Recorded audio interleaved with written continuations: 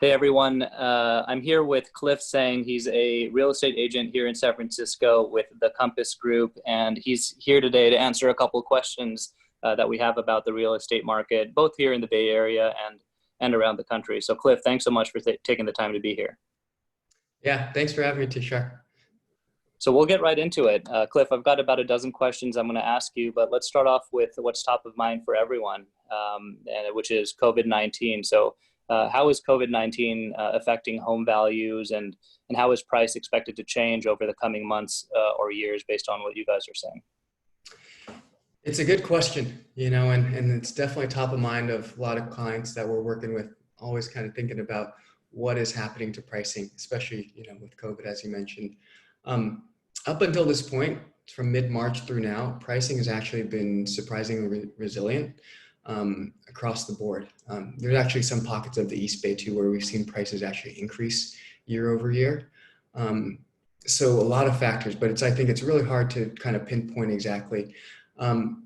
Just to give you kind of some stats, like in terms of San Francisco, this is data from closing end of May. Single family home prices dropped slightly from 1.685 million to 1.628. So just a small drop of 3 to 4% year over year. And then condos dropped from 1.235 to 1.1 million. So a more sizable drop there.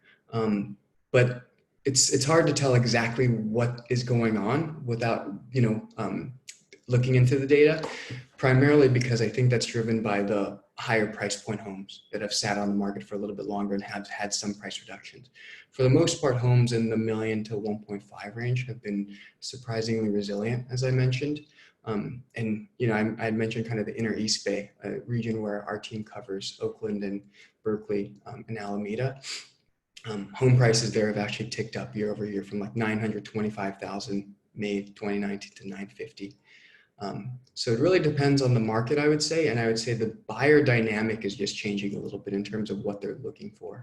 And I'm sure we'll kind of get into that, but I think buyer desire and wants and needs have kind of shifted a little bit in terms of being able to work from home and looking for a little bit more space. Okay, yeah, that's helpful. So let's talk about that a little bit more. I mean, in your opinion right now, is this more of a buyer's market or more of a seller's market, or is it somewhat neutral? I'd love to hear your thoughts. I think pre-COVID, like in the early part of this year, it was very much so a seller's market. I think it's still a seller's market, by definition in terms of how much inventory is available in the market. But things I think are becoming a little bit more in the buyer's favor, primarily because dynamics have changed towards like more of what we're seeing, like transparent pricing. Before it was fairly common for listings to be priced 10, 15, in some parts of Oakland, like 20, 25% below what they're expected to sell at. And now more so across the board, we're seeing listings just go live at kind of where they want to sell. And I think that dynamic has helped buyers a little bit in terms of just knowing that the price is the price. And that's kind of given them some more confidence. Yeah, okay. And are you expecting to see a surge in supply in the coming months due to the market being relatively closed for the past 60 days? I know you were talking about inventory earlier. Yeah, I think so. Like with our clients who we're helping with kind of preparing units for sale right now, early on in COVID, we weren't even able to get kind of contractors out, vendors out to change carpet, paint, and those types of things. So there definitely is some backlog of inventory that is ready to hit the market. So I think, the short answer is, we're expecting to see some inventory start to come to market in the next few weeks. I think the bigger question though is trying to think about how many buyers will be coming out of the woodwork and how folks might respond to that. Because I think that is going to be the key driver to determine how pricing is ultimately affected. It's ultimately just supply and demand. If there are enough buyers to meet that extra inventory that comes out, and there are indicators that buyers will likely come out kind of strong, just given the rally that we've seen in the stock market and predominantly just, for better or worse, the typical buyer profile in the Bay Area, hasn't been all too negatively affected by COVID. And I think, I think once things kind of calm down a little bit and they feel like, the economy is a little bit more stable, then I think they'll be ready to buy. And I think that could be coming this summer. Yeah, I'm getting a similar sense from our clients too, especially those that have been sitting on the sidelines waiting to buy their first single family home. I think there's a lot of people out there that if they see a fair price reduction, well, they'll kind of, kick the gears in action and start looking more seriously. Yeah. But one thing that I've been reading a little bit about is the capability of, remote working for a long period of time. Do you guys at Compass foresee, the future of remote work adversely affecting Bay Area home prices, or do you expect to see an exodus of people from the Bay Area, thus, resulting in lower home prices, or is that not the case? It's a really fair question. I think it really kind of depends on which part of the Bay Area that you're honing in on. For example, like we have a lot of clients who work in finance, who kind of need to be in the office, and working and living in San Francisco are kind of non-negotiable. They need to be here. And I think a lot of other folks are kind of in that same boat where they like to be near the office. Like my wife works as a product manager at a tech company, spoken to a lot of engineers as well, who, despite having the ability to work from home, they prefer kind of going into the office, being able to see their manager or their colleagues on a regular basis. So I think there's still going to be demand for housing in San Francisco. And then going to your question about kind of remote work, what's interesting is to think about the dynamic of other nearby cities, like in the peninsula and inner East Bay. We've seen kind of a surge in demand in those areas, particularly because of, I think, what you're talking about. Folks who then have that option to work from home, but still want to be in the Bay Area because, the Bay Area is a pretty unique place in terms of job opportunity, access to like hiking, snowboarding, surfing, the beach within 2 to 3 hours. Right. California's great weather. So I think there's just always going to be demand for real estate in the Bay Area, but it might just shift a little bit. And I Okay. think, that's what we're seeing a little bit as well, just having that extra space, that backyard, a little bit more room to breathe if you're working from home. And that's why we've seen kind of some excess demand kind of pop up in, Berkeley, Oakland, and the peninsula. Yeah, that's the general guess that we have as well, is, perhaps people will be a little bit more willing to spread out throughout the Bay Area if they only have to come to the office, 3 days a week or 4 days a week instead of five. But I think there's a natural desire to stay close to the office and, around a lot of different weather types and the coast, of course. So Yeah, um, exactly. as you kind of like look at your business today, what types of property are you the busiest with right now? Is it single family homes? Is it condos or something else? That is actually very market dependent. So I would say for our team, most clients that we work with are first time home buyers. About 70% of our clients are first time home buyers. And in that population, if they're looking in San Francisco, I would say for the most part, they're looking at condos, maybe TICs as well, and maybe single family homes. But the single family home inventory in San Francisco is quite, limited, and you're going to be paying a premium for those homes. Especially if they're in a very desirable part of the city like Bernal Heights or Glen Park or those areas. And then in terms of other markets, then like Oakland and Berkeley, those are more predominantly single family home markets. So I'd say it really kind of depends on where the client's looking, more so. But across the Bay Area, there's a variety of different home types. So it's not one or the other that we're seeing kind of the most demand or interest in. It really depends on the market. Okay, got it. I'm going to shift gears slightly and talk a little bit about rental properties. So some of our clients do own rental income properties, and they're concerned with the rental market. I actually read a stat online that said nearly 30% of the renters in America didn't pay their rent due to layoffs. Is that true? And what are you seeing there? I'm sure the Bay Area might be a little bit more insulated, but I'd love to hear your thoughts. Yeah, I love talking about the topic of rental properties because like my wife and I own, some units as well, and just like can be a really, interesting vehicle, I think, to grow wealth over time, especially when thinking about your clients too, Tushar, about like just growing wealth over time. That stat, hasn't held true in terms of what I've seen in my personal portfolio in terms of owning some units in, the Bay Area, LA, Austin, Charlotte, some other markets. So I'm not saying that that's not true, but I just don't think that that's been particularly true for rental property owners in the Bay Area. You know, I stay in close contact with someone at CBRE, and was recently looking at some of their research that they did. And this was for the month of April, and for the months of April and May. And it was close to 85% of multifamily investors in the Bay Area collected 90+% of collections for rent during those Wow. periods. So not to say that some folks have not been paying rent, but I think across the board, it's been a pretty healthy market to be a rental property owner in the Bay Okay. Area. Got it. And if we do find ourselves in a situation where we might have a tenant not paying rent, what's a good way to prepare for that? Or are there any resources you typically point your clients to deal with that type of situation?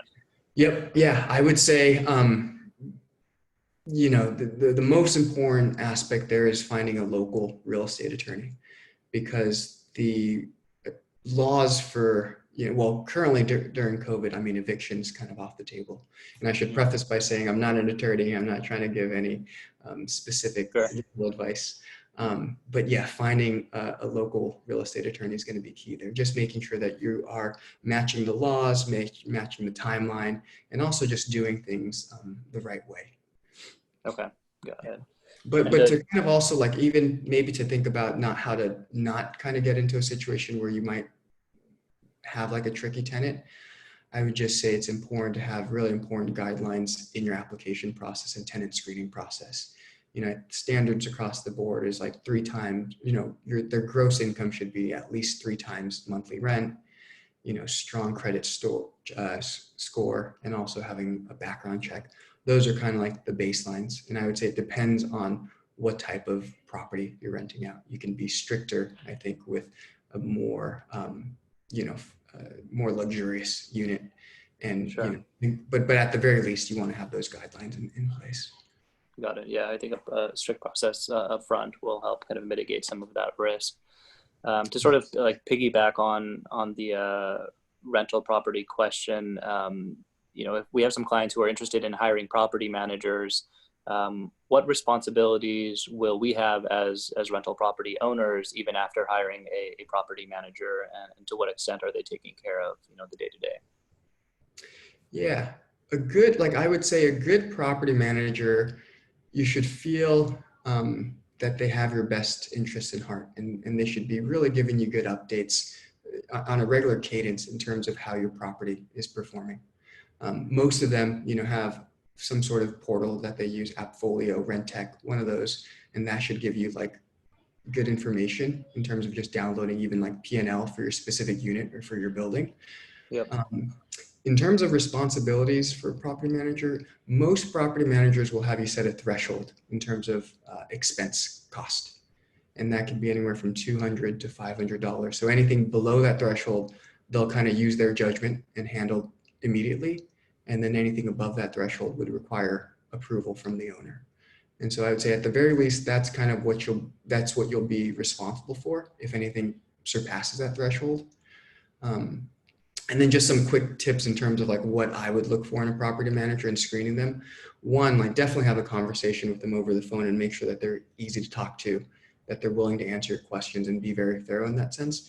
But one quick question that I like to ask is, you know, how many property managers on your team and how many units are you managing? And I would say, you know, there's no one size fits all for property managers, but ideally they're kind of maybe managing between like 80 to 100 units per property manager. Okay. Anything less than that, I would say, you know, they could probably give you more attention, but maybe they're also not seeing a good variety of issues that can pop up, and their team might not have kind of the economies of scale to get you the best pricing for repairs. And then anything more than that, they're probably inundated with, you know, work orders that are coming in and might not be able to give you the full attention. Yeah, that's really helpful. And then how much does a rental property manager cost typically? Typically monthly, 7 to 10% off of Okay. your rent. And then there's usually a leasing fee as well. First month's rent, 70% to 100% of that first month's rent to find a new tenant. Okay. Got it. The one thing I would suggest too for your clients is if they own a rental property that's fairly new, like maybe a condo that's built from like 2000 onward, I would really give it some consideration just to manage it yourself and just to see what that process is like, because I think there's a lot of good learning that comes from it. It all depends on how hands-on you want real estate to be in your life, and how you see it. But I think there's a lot of good learning that can be had from self-managing. And then the other piece too is there aren't that many issues that could typically pop up. So I think it might behoove them to like save that monthly cost every month. And you can always hire a leasing agent just to help with the initial finding a tenant search. Got it. Okay. That's helpful. Yeah. I'm personally managing my own rental property, and it seems to be, be going okay, but it does take, an hour a month or so for me to set some time Yeah. aside and get some fixing It's done. not completely hands off, but I would say the time, like the time ROI can definitely be worth it if not too many issues are popping. But we should knock on wood, because now I'm sure you have an email in your inbox that says something broke. So Yeah, exactly. Well, let's shift gears back to like Bay Area property. I mean, as you look around the market, where do you see the most bang for your buck currently? Is it single family homes, townhomes, condos? And I'm sure it varies a little bit by geography, but yeah, I'll let you take it. yeah, I hate to kind of a non-answer on this, but this one pops up a lot with our clients, and I think it's really tough for us to put like pinpoint on value, because I think value is so much kind of like eye of the beholder. It's like, what are you really optimizing for? Are you trying to optimize for like appreciation, which is kind of hard for any realtor, anyone to kind of give you with any certainty? Are you optimizing more for, livelihood and neighborhood and those types of things? And also, as you mentioned, it's very much so market dependent, because I would say in San Francisco, for example, it's just tough to find. Well, first of all, the Bay Area, we should take a step back. The Bay Area operates very closely to an efficient market. So I would say and even if you're looking at fix and flips, there isn't the margins that you might see in other markets, because it's Sure. just competitive. There are just so many eyeballs on anything. If you look up any listing that's well priced, within the first 48 hours, it'll have over 1,000 views. There's just Okay. so many people looking at properties across the board. And, I'd say it's harder to find good deals on single family homes because of the lack of, inventory in San Yeah. Francisco. But, to try to give you as direct of an answer as possible, I would say if you're willing to be a little bit on the fringe, not directly in the core downtown area. So for example, in San Francisco, Mission Terrace, Balboa Park, Sunnyside, those areas are really close to downtown, a 10 to 15-minute BART or drive. But you're paying anywhere from 10 to 15% less on a price per square foot basis. And then if you even take a step back a little further to like Daly City in South San Francisco, you're looking at anywhere from like 25 to 30% cheaper on a price per square foot basis, and you're only a 20 to 25-minute BART ride. So I would say that's, if you're purely looking at it from an appreciation standpoint and investment standpoint, those are areas that I would look at, where you're still balancing folks that want to live in the Bay Area, short commute to work, high rentability, but not paying kind of top dollar to be, right in South Beach or right in Hayes Valley. Right. Got it. Okay. Yeah, that's helpful. And then in terms of new construction, what types of properties predominantly are being built in the Bay Area, and where can buyers like us find new construction single family homes? If you're looking for new construction, I would say probably the best way is to sync up with a good local realtor who knows the Yep. market and can kind of plug you in with the sales team and get you all set up with them and do a tour of the property. It's a mixed bag. I would say for the most part, more of the newer construction that we're seeing though is not single family homes, although there are some exceptions, like in Daly City, there's a Toll Brothers big project, also out in the Oakland Hills. But for the most part, it's either townhomes or condos that we're seeing. Okay. Got it. Well, I guess that also explains why single family homes have held their value relative to condos, since it sounds like most of the new supply is going the other way. So Yeah, it's honestly, it's more of just like an economic kind of factor in the sense that, like, for a developer, if you have a plot of land and it's yeah. zoned for multifamily, you can build condos. Building up can generate more revenue for you, and Yeah. more income for you. So it just doesn't make sense to build single family homes as much. Got it. That's helpful. Also living in the Bay Area, we see a lot of houses that are just very old. They've been around forever, and oftentimes there are estate sales or people looking to downsize, on a quick basis. But that ends up resulting in a buyer having to buy a fixer-upper in case the house is not done. What types of upgrades will I need a city permit for if I'm buying a fixer upper, and what types of things can I do on my own? Yeah, yeah. And actually, can I jump back to a question that you just Yeah. asked, like Yep. value? Because that's something just crossed my mind that I think is important for your clients to hear, which Sure. is one option, if you have the funds, is to look at homes that have the potential for building an ADU, like an accessory dwelling unit. Okay. That I would say is best bang for your buck in terms of being able, and the preface here is like, if you're willing to rent out a unit on your property or in the basement level, or build it in the backyard if it's a big enough plot of land. But I Okay. would say that kind of is a better route in many ways, because then you're able to generate rental income and also kind of set the dimensions in terms of how you build out the ADU. Got it. That's helpful. I've seen a lot of that in the East Bay actually recently. Yeah, It's exactly. lined up there. And most Bay Area cities, because there's such a shortage of housing, have actually become very accessory dwelling unit friendly. Like they're promoting ADUs as a way to increase housing across the board. Got it. Makes sense. So let's circle back on the question about fixer-uppers. I mean, what types of, if I'm looking to build an ADU, I presume that I would need a permit for that? Yeah, exactly. Yeah, you need to pull permits. Okay, got it. In terms of stuff inside of a house, like all kitchens, bathrooms, none of that stuff needs a permit to get redone, right? It really depends. I would say it depends on the extent of the renovations, but ideally, anytime you're adding bathroom or bedroom, any additions definitely need permits. Okay. Yeah. And then also, like, if you're making any major changes to any structural components, updating the foundation, electrical, those items, even roof, you should look into getting permits as well. Yeah. Got it. On that topic, is it pretty easy to find a contractor these days in the Bay Area, or not really? It's been the case since, this entire kind of housing boom, that it's been very, very tough to find good contractors.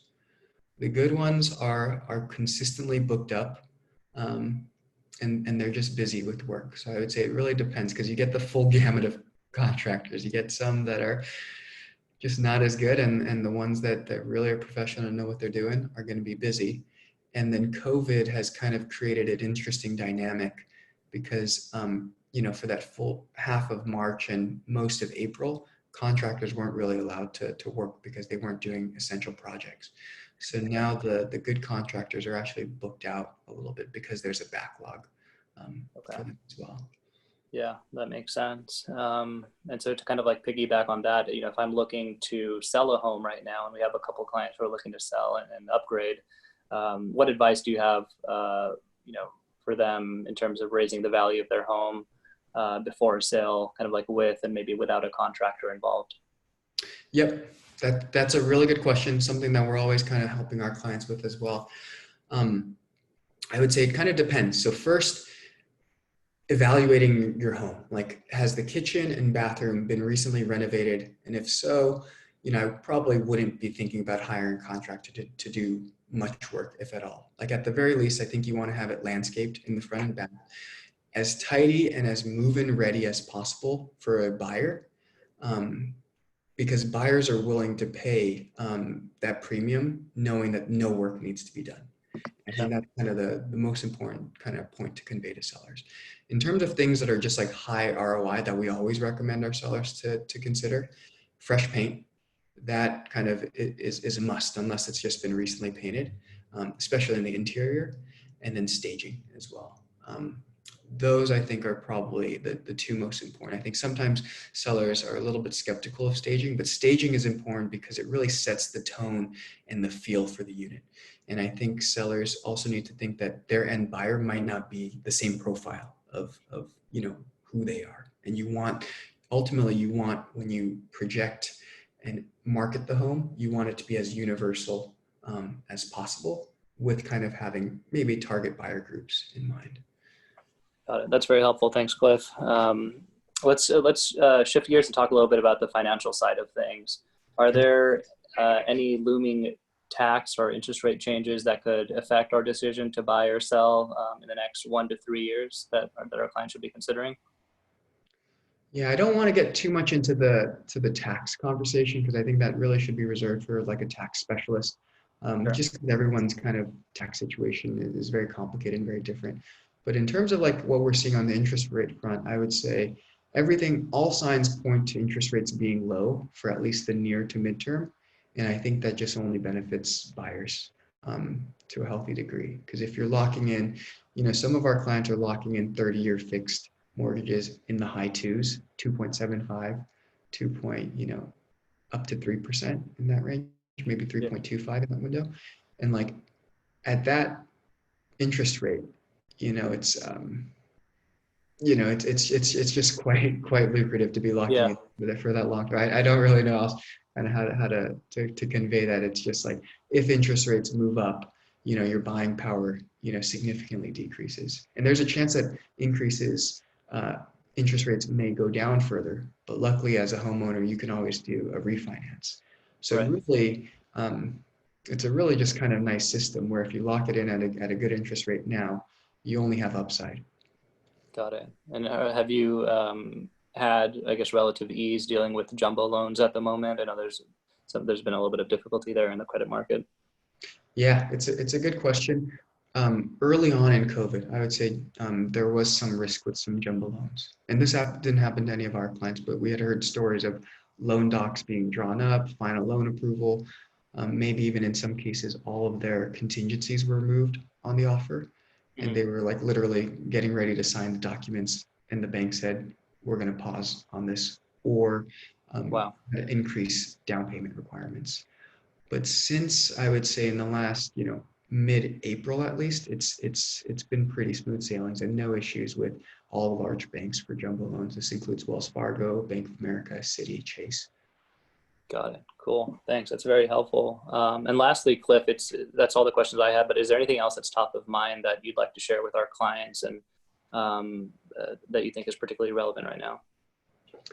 Yeah, I would say, it's a trying time for our country and the world. And it's just, I think it's important for folks to just, if you're in the market, either buying or selling, just really considering kind of, what your financial situation is. Because I think it comes up a lot where folks ask, is this a good time to buy? And, without having a crystal ball, knowing what's going to happen in the future, I would say it's a good time to reflect on your financial situation. And if you feel like you have good job security, if your reserves are in a relatively healthy spot, those are probably the main things that I would think about. And then also to make a plug too for you, Tushar, I think it's just important for folks to consider, working with professionals, on the wealth Sure. management side. I'm sure your clients have a great experience working with you. And similarly on the realtor side, I think folks kind of question like the value of the realtor sometimes. They prefer to go with Redfin and um, I would just, I would just say a good realtor is worth their weight in gold, and it definitely behooves clients to at least consider working with a realtor on the selling or buying side, because I think on the buying side, you might get access to some off-market listings and things that don't hit the market that never appear on Redfin or Zillow. And then on the selling side, a good agent should be, opening up their Rolodex of vendors to you and making that process as streamlined as possible. And really when it comes to like the marketing piece of the home, just having, following up with other agents and really showing their value there too, to make sure that your home, receives as many offers as possible. Got it. Yeah, I couldn't agree with you more around finding trusted professionals. And for all of our clients who are watching, I met Cliff back at UC Berkeley, went to college together and had some mutual friends and kind of stayed in touch. But there's a high element of trust here, and he definitely does good work. So, Cliff, I'd like to thank you for spending some time with us today, and we'll make sure to shoot out your information to anyone who is interested in continuing the conversation. Of course, cool. Thanks for having me. All right.